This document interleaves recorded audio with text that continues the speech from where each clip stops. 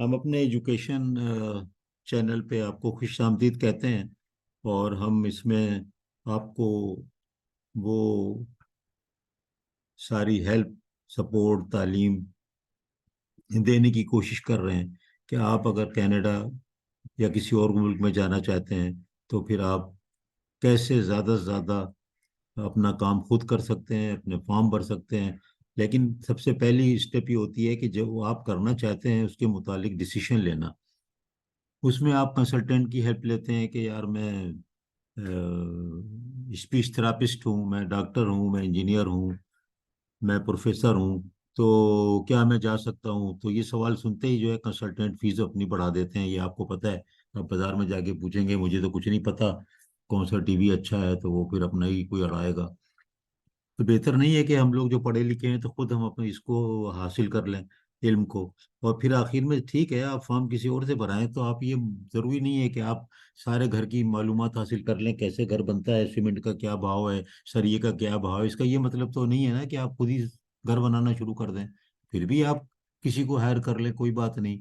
लेकिन उसमें कम से कम ये तो होगा कि रेट तो आप मुनासिब होंगे, और कुछ काम आप खुद कर लेंगे, कुछ काम जो है आप करा लेंगे। तो इसका ये पर्पज़ है। और दूसरा ये है कि हमारा ये गाइड है, गाइडलाइन है। ये कोई लीगल डॉक्यूमेंट नहीं है। और हमेशा हम गवर्नमेंट ऑफ कनाडा में जो प्रोविजंस है ना, उनकी वेबसाइट पे आईआरसीसी की इमिग्रेशन एंड सिटीजनशिप वाली, वो गवर्नमेंट ऑफ कनाडा उसी साइट पे जाकर के आपको चीज़ें बताते हैं। और साइट का एड्रेस भी आपके सामने रखते हैं, ताकि आप जो है सेल्फ सफिशिएंट हो जाएं, खुद ही पढ़ लें, खुद ही सीख लें। हाँ, ये और बात है कि चूंकि बहुत ज़्यादा लिखा होता है तो बाज़ औक़ात हमारे पास वक्त नहीं होता, या वो हमारी आदत नहीं है कि हम उसको जाके पढ़ें। तो इसलिए लोगों ने यूट्यूब चैनल पे बताते हैं और अच्छा करते हैं। और उसमें बहुत से चैनल हैं जो कि हमारी तरह सिर्फ एजुकेट कर रहे हैं। तो इसी तरह हमारा इस चैनल का पर्पज है। अब देखिए, स्टडी परमिट पे मैंने आपको बता चुका हूँ कि जो दाखिले लेते हैं उसमें जो सबसे बेहतर है वो एसडीएस है, यानी कि स्टूडेंट डायरेक्ट स्ट्रीम। और उसमें फिर कुछ कंडीशंस हैं, वो भी हमने आपको बताई हैं और बताएंगे। लेकिन एक और सवाल जो होता है वो ये है कि क्या स्टडी करते हुए आप काम कर सकते हैं? तो ज़्यादातर आप जवाब सुनेंगे कि हाँ बस आप काम कर सकते हैं, कोई मसला नहीं है, आप जो है इतने घंटे काम करें। तो हम जो है आपको एग्जैक्टली इनकी साइड से बताएंगे क्या लिखा हुआ है। तो इतना आसान और ऐसा स्ट्रेट फॉरवर्ड नहीं होती है, फिर आप जाकर के आपका टाइम वहाँ वेस्ट होता है।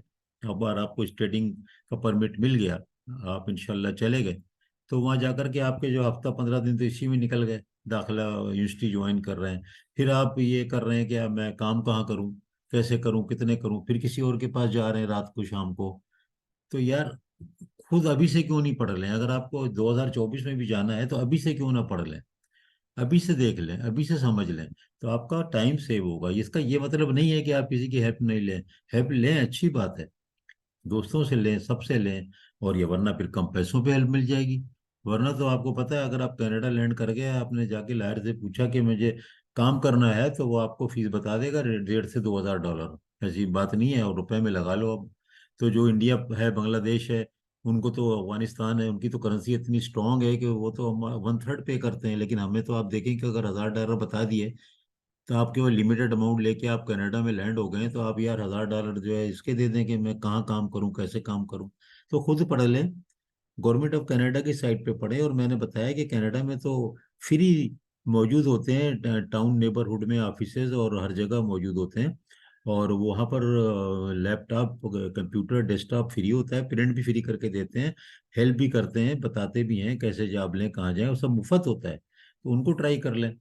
बहरहाल, अब हम एक बहुत ही इंपॉर्टेंट टॉपिक पे हैं कि यार, अगर हम जाते हैं कनाडा और हमको वहाँ पर हमें दाखला मिल गया और हमें वीज़ा भी मिल गया अज्यूमिंग, तो फिर हम कहाँ और कैसे काम कर सकते हैं? तो आप देखें कि ये स्टडिंग इन वर्क परमिट, वही गवर्नमेंट की साइट। अब देखिए रिपोर्ट, अगर आपके यहाँ फ्रॉड हो जाए, फ्रॉड बहुत हो रहा है, अगर फ्रॉड नहीं हो रहा होता ज़्यादा, तो ये क्यों अपनी वेबसाइट पे ये हमें अलर्ट करते? ठीक है ना?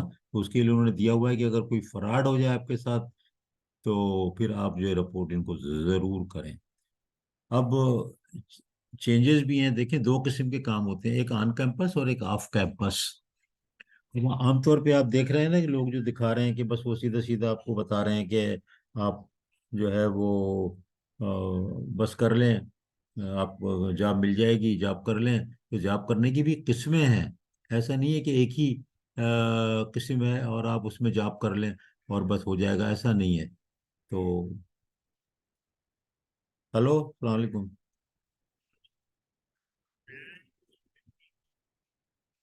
जी भी।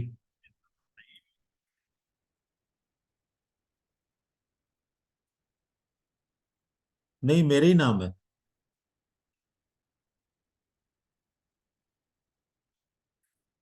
फाइल, हाँ वो ले आऊंगा, हाँ मैं ले आऊंगा। थैंक यू अल्लाह। तो अब आप देखें कि ये फ्रॉड से बचें, और कैसे बचें ये आप खुद जानें, बड़ा मुश्किल होता है। बहरहाल, काम करने की दो किस्में हैं, ठीक है। एक ऑन कैंपस है, एक ऑफ कैंपस। तो ये आम तौर पे आप ये अल्फाज नहीं सुन रहे होंगे, तो मैं तो इन्हीं की साइड पे जाके आपको दिखा रहा हूँ ना। अगर मैं खुद कहूंगा तो आप कहेंगे यार इसको चेक करो, पता नहीं ये है नहीं है। बहरहाल दो किस्में हैं, दोनों का अलग अलग एलिजिबिलिटी है, दोनों की अलग अलग टाइमिंग्स हैं, दोनों की अलग अलग चीज़ें हैं। तो हम ये देखते हैं कि ये चेंजेस हुई हैं ऑफ कैंपस वर्क आवर में, ठीक है। Find out if you meet the requirement, तो मैं इसमें जाता हूँ बाद में। पहले हम अपने मेन आइटम पे रहते हैं और हम देखते हैं कि इसमें क्या आ रहा है। देखें, अब यहाँ पर जब आएगा तो मैं यहाँ से ऑन कैंपस और ऑफ कैंपस पे अलग अलग बना दूंगा। आप देखें कि मोस्ट रिक्वेस्टेड इसमें है, यानी कि सवाल जो इनसे पूछा जाता है सबसे ज़्यादा, तो प्रोसेसिंग टाइम। तो देख लेते हैं इसको भी क्या हर्ज है, पहले भी मैं दिखा चुका हूँ। ये देखें, अब आप वहाँ पर जब एप्लीकेशन दे देंगे तो आप अपनी स्टेटस जब चेक करेंगे तो वहाँ से आपको पता लग जाएगा कि भाई कितना आपका स्टेटस क्या है, वो आपको बराबर देखना होता है एप्लीकेशन के बाद। और ये मैं अगर हेल्थ सेंटर पे जा रहा हूँ तो मैं देख रहा हूँ how are processing time calculated, तो इन्होंने एक ये पूरा दे दिया है कि कैसे करते हैं। तो इसमें हम नहीं जा रहे हैं, कब शुरू होता है, क्या शुरू होता है, तो ये बहुत बात की बात है। अप्लाई जब वीज़ा करेंगे तो वीज़े के टाइम की है, तो यहाँ से भी हम वापस जाते हैं। और सिर्फ आपको दिखाने का ये होता है कि अगर आपको शौक है, टाइम है, तो आप वहाँ जा करके उनको भी और मजीद पढ़ लें तो अच्छा हो जाएगा। तो ये सिर्फ इसलिए कि आपको एजुकेशन है ना, आपको बता दिया। आप यहाँ पर आएंगे तो आप कहेंगे यार ये भी देख लो या नहीं देखो, तो बाद में देख लेना। अब हम आते हैं अपने असल मौजू पे। कौन सा मौजू हमारा ये है? Studying and working in Canada as an international student. कहाँ पे देख रहे हैं? गवर्नमेंट ऑफ कनाडा की अपनी citizen immigration and citizen site के ऊपर। आप canada.ca लिखेंगे तो भी यहाँ पहुंच जाएंगे, IRCC भी लिखेंगे तो यहाँ पहुंच जाएंगे, CIC कनाडा भी लिखेंगे तो आप इनकी साइट पे आ जाएंगे। वहाँ पर आप सेलेक्ट करके यहाँ तक पहुंच जाएंगे। अब मैं सिर्फ आज के वीडियो में वर्क ऑन कैंपस को डिस्कस करूंगा, उसके बाद अगली वीडियो में हम ऑफ कैंपस करेंगे। देखें, दो अलग अलग बात है। अब हम फिर देखो भाई, गवर्नमेंट ऑफ कनाडा की साइट है। अब है वर्क ऑन कैंपस की हेडिंग लगी है, मैं यहाँ डायरेक्ट नहीं गया ताकि आपको बताने के लिए कि आप इसको देख लें कि वर्क ऑन कैंपस अलग चीज़ है। You can only start working in Canada when you start your study program, you can not work before the studies begin. समझ गए? अब आपकी क्लासेस शुरू हो रही हैं, वो आमतौर पे सितंबर में होती हैं, जनवरी में होती हैं। तो आप पहुंच गए, एक महीना पहले पहुंच गए। आप ये मत समझें कि अब आपके पास तो स्टडी परमिट है तो आपने जॉब शुरू कर देंगे। ऐसा कोई नहीं अलाउ है, ना करिएगा। अगर पकड़े गए तो वर्क परमिट भी कैंसिल हो जाएगा और आपको वापस भी भेजा जा सकता है, तो बड़ा मसला है। तो बिल्कुल ना करिए, आप वेट करिए। आप अपने वहाँ डॉक्यूमेंट हिस्ट्री में जमा कराइए, दाखिले के पूरा प्रोसेस मुकम्मल करें और स्टडी शुरू हो जाए। उस वक्त आप जो है आप इसमें एंटर हो सकते हैं, ठीक है। अब क्या है कि देखो कि जो की वर्ड है वो क्या है? You can work on your school campus without A work permit. देखा? अब क्या है कि स्कूल कैंपस में जो आप काम कर रहे हो ना, you don't need a separate work permit. समझ गए? ऑन कैंपस उसकी भी डेफिनेशन है ना कि क्या है वो ऑन कैंपस। अब you can work on your school campus without work permit कब? कब? ठीक है। इफ, और रखें इस पे, मैं इसे खास तौर पे करता हूँ, रुकता हूँ। इफ, और जहाँ इफ लिखा है तो आप उसको मत छोड़ें। इफ का मतलब है बहुत खतरनाक है, क्योंकि वो इफ अगर मैं भूल गए तो फिर वो उफ में कन्वर्ट हो जाएगा, ठीक है। You are a full time post secondary student. आप पोस्ट सेकेंडरी जो है ना, फुल टाइम स्टूडेंट हो, कॉलेज में, यूनिवर्सिटी में, टेक्निकल स्कूल में। सेकेंडरी स्कूल किसको कहते हैं? 12 जमात। तो 12 जमात के बाद आप वहाँ पर कोई 3 साल का कोर्स, 1 साल का कोर्स, 4 साल का कोर्स, आप कहीं ना कहीं उसमें एंटर हो जाएं। अब ये क्यूबिक की बात कर रहे हैं, हमारे लोग इंग्लिश में जाते हैं, तो मैं अभी उसको मिक्स नहीं करूंगा, मैं क्यूबिक की कोई बात नहीं करूंगा। ठीक है। अच्छा, private post secondary school in Quebec that operate under the, इसको मैं नहीं कर रहा। Private and public secondary or post secondary institution in Quebec, इसकी भी नहीं कर रहा मैं। Canadian private school that can legally award degree under provincial law, for example associate degree, bachelor degree, master degree, doctorate. आपने ऐसे किसी में, ऐसे किसी में आपने if you you are full time, इनमें किसी में Canadian private school that can legally award degree, legally award degree, समझ गए। ऐसा नहीं कि कोई ऑनलाइन ले लिया कोर्स में दाखला, वो तो रिकग्नाइज ही नहीं है। कि कोई ऑर्गेनाइजेशन करा रही है आपको किसी किस्म का कोर्स, कोई कि आप जो है स्पीच थेरापिस्ट में एक और 6 महीने का हमारे साथ वर्कशॉप कर लें, कोर्स कर लें, और वो यूनिवर्सिटी और कॉलेज नहीं है और डिग्री वहाँ की रिकग्नाइज नहीं है उस तरीके से, तो वो नहीं काउंट हो रहा। आप बाकायदा कॉलेज यूनिवर्सिटी में दाखला लेंगे। और हमारे जो डिप्लोमा ऑर्डर किए हुए लोग होते हैं 3 साल के लिए, उनके लिए तो बहुत चांस है, वो तो इसमें जरूर जा करके वहां पर 1 या 2 साल की एक और एसोसिएट डिग्री हासिल कर लें, तो वो तो और अच्छा होगा। अगर बहुत ज़्यादा डिग्री बैचलर में नहीं है तो आप कुछ भी पढ़ें। आमतौर पे 1 साल की जो है ना वो रिक्वायरमेंट होती है फीस भी देने की और करने की, 1 साल तक कम करेंगे तो ना करें।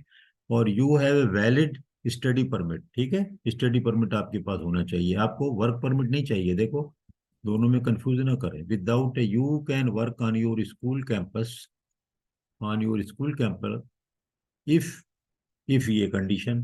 अब आप दाखला लेके गए और इनमें से किसी में पढ़ रहे हो तो नो इशू। ठीक है।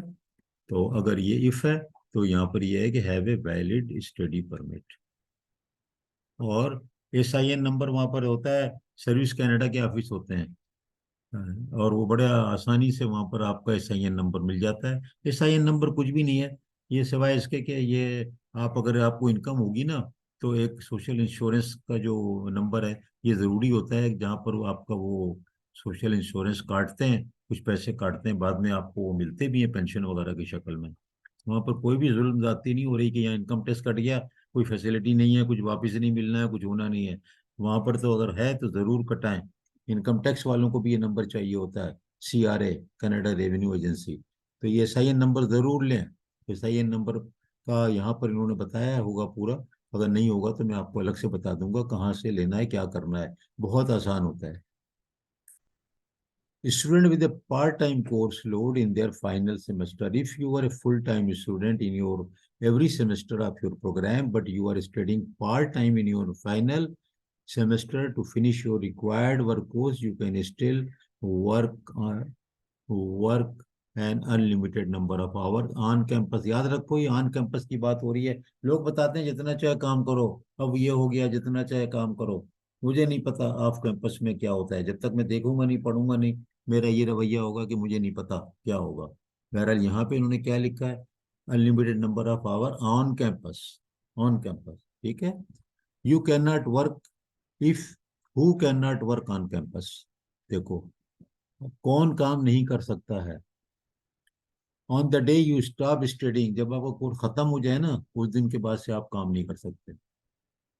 ठीक है, याद रखें ये बहुत इंपॉर्टेंट है, गलत ना करें तो, ताकि आप बहुत इजी सेल कर जाएं वहाँ की शहरियत लेने के लिए, वहाँ की परमानेंट रेजिडेंट लेने के लिए, बजाय इसके कि आप गलत गलत काम कर लें। तो अगर आपको वर्क परमिट एक्सपायर हो गया तो भी नहीं।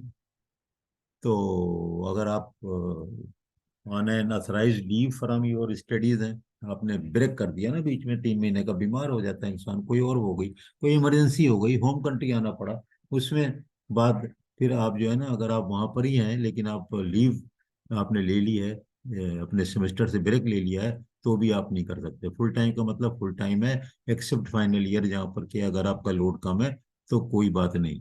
और अगर आप स्कूल स्विच कर रहे हैं और बीच में नहीं पढ़ रहे हैं, ये होता है वहाँ जाके आपको लगा यार ये तो अच्छा नहीं है, मैं जो ये बिल्कुल समझ में नहीं आ रहा, मैं स्कूल बदलता हूँ, तो वहाँ हो सकता है। लेकिन आप उस वक्त फिर आप अगर बीच में ब्रेक आता है तो फिर आप ये ऑन कैंपस काम कर नहीं सकते। ठीक है, गुड है। Work you can, where you can, ठीक है। On campus means you can work all the buildings on your school, समझ गए। If your school has more than one campus you may only work at the campus where you are studying in most cases. भाई ये चीजें जरूर याद कर ले।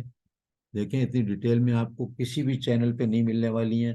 हम तो आपको डायरेक्ट दिखा रहे हैं कि भाई देख लो ये क्या कह रहा है कि जहाँ पढ़ रहे हो ना जिस कैंपस पे, उसके 10 कैंपस हैं। अब आपने ले लिया दाखला सैनिका में, आपने ले लिया इंस्टीट्यूट ऑफ टोरंटो में, एक इंस्टीट्यूट ऑफ टोरंटो कैंपस है मिसिसागा में, एक कैंपस है मेन टोरंटो सिटी में है। अब आप क्या, और एक स्कारबोरो में है। तो आप जिस कैंपस में हैं और सबके दरमियान में 1-1 घंटे की ट्रेवलिंग टाइम भी है, तो आप उसी कैंपस में जहां दाखला लिया है, अगर स्कारबोरो इंस्टीट्यूट ऑफ टोरंटो में, तो वहाँ सैनिका के तो 8-10 हैं। इसी तरह और भी हैं, मैं तो ऐसी नाम ले रहा हूँ। तो जिसके जितने हैं, होराइजन यूनिवर्सिटी जो शहर के अंदर है, उसका नाम मेट्रोपॉलिटन हो गया है, मेट्रोपॉलिटन यूनिवर्सिटी ऑफ टोरंटो। उसके भी अलग अलग कैंपस हो सकते हैं, पाकिस्तान में भी तो ऐसे ही है ना। तो जिस कैंपस में आप काम पढ़ रहे हो ना, वहीं काम करना होगा, वहीं काम करना होगा, उसी लोकेशन पे करना होगा, ठीक है। You can work at other location if you are working as a teaching research assistant and your work is strictly related to the research grant, ठीक है। हाँ, एक एक्सेप्शन है कि आप बड़े अच्छे काबिल आदमी हो। हमारे यहाँ के लोग बहुत माशाल्लाह काबिल वाले हैं, ऐसी बात नहीं है, मजाक की बात नहीं है। आप गौर करो कि आपको टीचिंग असिस्टेंट अगर मिल जाए, यहाँ भी होते हैं ना टीचिंग असिस्टेंट, रिसर्च असिस्टेंट। अगर किसी प्रोफेसर को, पर करो आप यूनिवर्सिटी ऑफ टोरंटो में हो, टोरंटो के अंदर रहते आप हो, कहीं पर इतना दूर के स्कारबोरो भी जाना वही है और इधर भी आना वही है, या मिसिसागा में आप बॉर्डर लाइन पे रहते हो, टोरंटो और मिसिसागा के शुरू स्टार्टिंग में, मिसिसागा स्टार्टिंग में रह रहे हो, तो आपको जो है ये पॉसिबिलिटी है कि अगर आपको एक इंस्टीट्यूट ऑफ टोरंटो मिसिसागा के अंदर हो, जो कि काफी मिसिसागा के एंड पे है असल में, उधर लेफ्ट ईस्ट पे, वेस्ट पे, तो आप जो है ना वो टीचिंग असिस्टेंट आपको मिलती है यूनिवर्सिटी ऑफ टोरंटो डाउनटाउन। तो यार आपको फिर ये वहां पर लेना अलाउ है। रिसर्च ढूंढते रहें कि यार कोई रिसर्च ग्रांट मेरे मतलब की है, अगर आपने एमएस में लिया है, आप रिसर्च या पीएचडी में लिया है, रिसर्च ग्रांट ढूंढते रहिए और उठा करके उस प्रोफेसर से मिलिए। पढ़ तो रहे हैं ना, वो आपके क्रेडेंशियल देखेगा और बहुत ज़्यादा चांस होता है कि वो हम लोगों को ले लेते हैं, क्योंकि बहरहाल एशियन लोग जो है, हम लोग खासी ज़्यादा मेहनत करते हैं। लेकिन ये रिसर्च ग्रांट के साथ है ये मामला, देख रहे हैं, ग्रांट में से आपको पैसा देगा प्रोफेसर आपका। तो ये लेकिन है इम्पोर्टेंट, हमारे लोग बड़े इसमें फिट होते हैं, ठीक है। आप लाइब्रेरी में, हॉस्पिटल में, रिसर्च फैसिलिटी में, अपने स्कूल के अंदर काम कर सकते हैं, even if they are outside campus. अगर कोई लाइब्रेरी, फर्क करो कैंपस है ना, असल में मसला ये है कि हम तो कैंपस समझते हैं ना, जैसे कि आप कराची यूनिवर्सिटी जाते हैं, लाहौर यूनिवर्सिटी जाते हैं, इंजीनियरिंग यूनिवर्सिटी, तो एक ही कैंपस में सब बना है ना, ऐसा तो नहीं। यूनिवर्सिटी ऑफ टोरंटो जो देखें, रोड के चारों तरफ शहर में फैली हुई है। तो अब क्या हुआ कि वो उसकी लाइब्रेरी कहीं और है, बड़ी सी एक लाइब्रेरी है, वो तो बिल्कुल अलग जगह पे वहाँ पर। और फिर उसके कोई डिपार्टमेंट, एजुकेशन तो कहीं है, तो इंजीनियरिंग तो कहीं है। तो इस तरह अगर वो कैंपस फैला हुआ है और बीच में रोड हैं, एक ही फैसिलिटी नहीं है, तो भी यू कैन वर्क देयर। तो अगर वो आउटसाइड कैंपस है, लेकिन आप ये नहीं कर सकते कि आप यूनिवर्सिटी से निकल करके वहाँ एक कैफेटेरिया में काम कर लें, वो फिर आप पकड़े गए तो बड़ा मसला हो जाएगा, ठीक है। Who you can work for, online campus में कौन है, स्कूल है, फैकल्टी मेंबर है, स्टूडेंट ऑर्गेनाइजेशंस हैं, योर सेल्फ है। If you run A business that is physically located on campus, मतलब अपना कॉफी शॉप खोल लो, कितनी अच्छी बात है। हम लोग को समोसा बनाना आता है तुमको, आपको कोई पाकिस्तान की फूड बनाना आता है, आप वो बना के ले जाओ कैंपस से, बेच लो, अपने पैसे बनाओ, देखो कितना आसान है ये। तो मैं इसलिए बता रहा हूँ कि ये चीजें आपको नहीं बता रही जा रही हैं कि your self if you run A business with that is physically located on campus. तो आप देखो,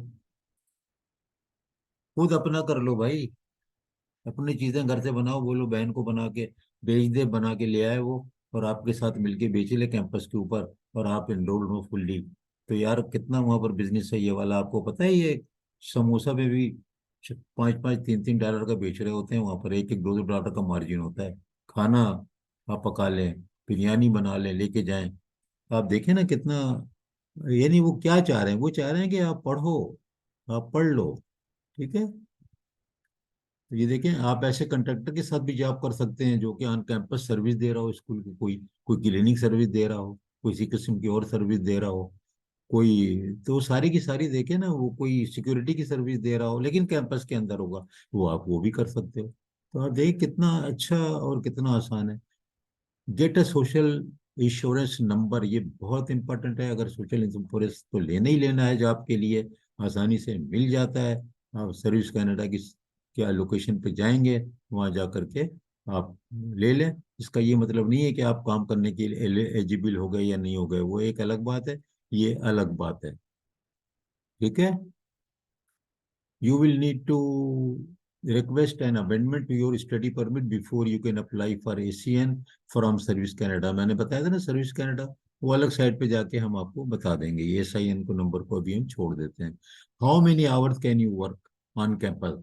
you can work as many hours as you want in addition to working off campus, as long as you can continue to meet eligibility requirement for on campus. ठीक है। अब मैं यहाँ click करूंगा तो तुम देखोगे आपके वहीं पहुंच गया, फिर जहाँ से शुरू हुए थे हम।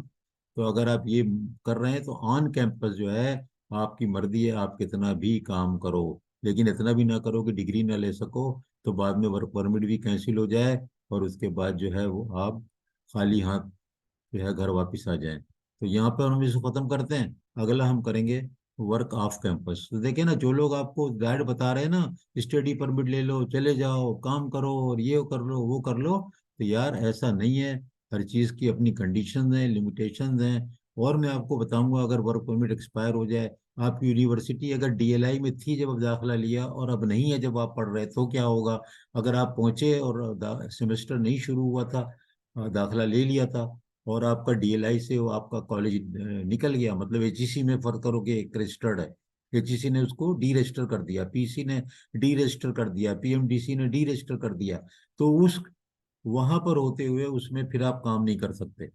फिर आपको या तो स्विच करें या उसको जब मिलेगा जब करें। तो बेहतर तो ये होता है कि उसको छोड़ दें वहां से, वरना फिर आपको जो है ना डिग्री का मसला हो जाएगा, आपको जॉब का मसला तो अपनी जगह रह जाएगा। तो ये बहुत एक इम्पॉर्टेंट इश्यूज हैं, हम अलग अलग इस पे आपको बना के देंगे कि अगर आपका कॉलेज का DLI से निकल जाए, आपके दाखला हो गया है, स्टडी शुरू होने से पहले तो क्या होगा, बीच में हो जाए तो क्या होगा, ये सब चीजें हम आपको अलग अलग बताएंगे। ये बहुत इंपॉर्टेंट है, क्योंकि वर्क का क्या मतलब है? वर्क का मतलब पैसा। पैसा होगा तो आप पढ़ पाएंगे, रह पाएंगे, सुकून होगा ज़हनी। तो यहाँ पे इसको हम खत्म करते हैं। बहुत बहुत शुक्रिया।